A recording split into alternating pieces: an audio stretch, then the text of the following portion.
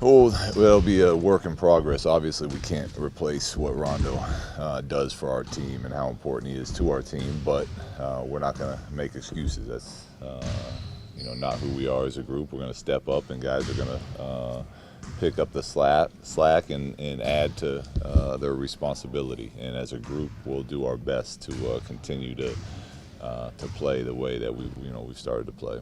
I know you guys have said next man up, but is there even a period of like hours or even minutes where it's just like, man, got to shake that off? I mean, this is one of our leaders. We have to shake it off. Oh, of course, you're always aware of what's the reality of what's going on. We don't act like it didn't happen, but we acknowledge it and we move forward. And as a group, we'll figure out what rotations are working the best,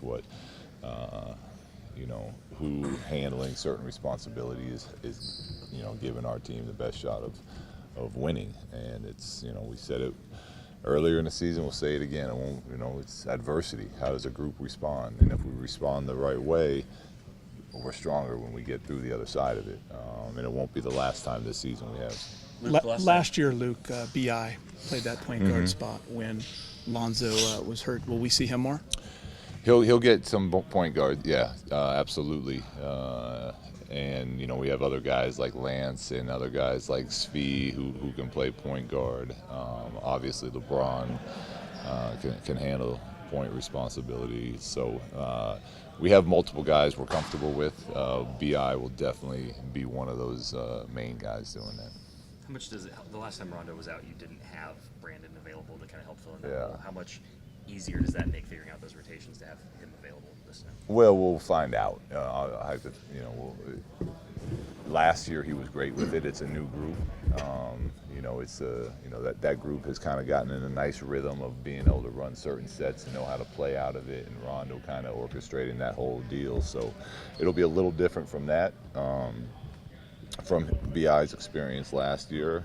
But knowing that he can do that, I think is something that'll make it easier without Rondo this time around. Did you guys confirm that it was on that steal that he broke the hand? They probably confirmed that.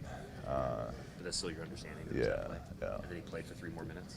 And he played for however much longer. When I went back and watched the tape, right after that, he started kind of playing with one hand only. So, once we saw that, he came over and said something to Marco. We obviously got to try to get Zoe in at the next dead ball. What was Rondo's bearing in practice today? What was he doing? He was talking.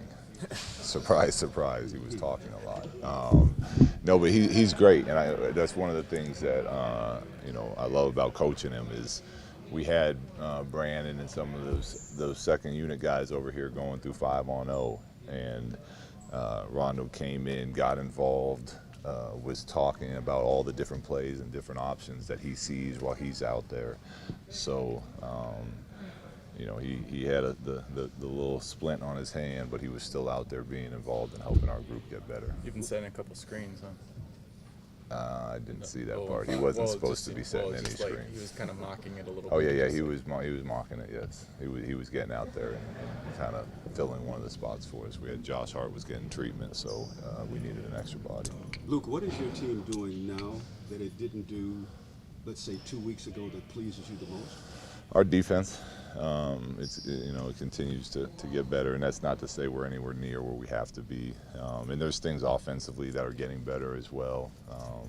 But if I'm picking one thing, it's our defense, and the more consistent rotations, the schemes, following the game plan, rebounding the basketball. Obviously, a huge upgrade from where we were earlier in the year. So. This remains our top priority. Luke, how has Lonzo adjusted to not having the ball as much as he did last season? Obviously, you have more ball handlers like LeBron, but how is he adjusting to somewhat of a new role at times? He's good. We talked to him. He wants to win. Right. When we drafted him, it was his answer. Last year was his answer. It's still his answer. He just wants to win, and he knows that's the number one priority for what a team's doing, and he's been fine. What are the components of a good 3 for him? It seems like if he's able to get his feet under him, the step back, he seems to have more success. Yeah. What do you see needs to? What are the factors that need to be in place for him to have a good shot? Well, it's that, some of it's what you listed for sure. We don't want to take threes unless we've gotten some sort of penetration first. So we don't want to just come down and jack up a three. Now there's outliers to that. If somebody's hot, if you're on a run, if it's that type of shot, you can live with it. But for the most part, we want some sort of penetration from somebody first. Collapse the defense. For him personally, obviously, he feels better with that little rhythm dribble, stepping back. Where he does get his feet set, but anytime we get penetration and it's a kick out and he's open, 100% we're fine with him shooting those threes. It's just not his style to hold that ball a long time. Are you guys telling him sometimes he's got to be a little more selfish and probe and navigate? No, well, yeah, there's a fine line because we want the ball moving. If you're either open, we want you to shoot, drive, or pass, and he's great at those. But as he continues to expand his game, when he chooses to drive, he's such a big, talented guard.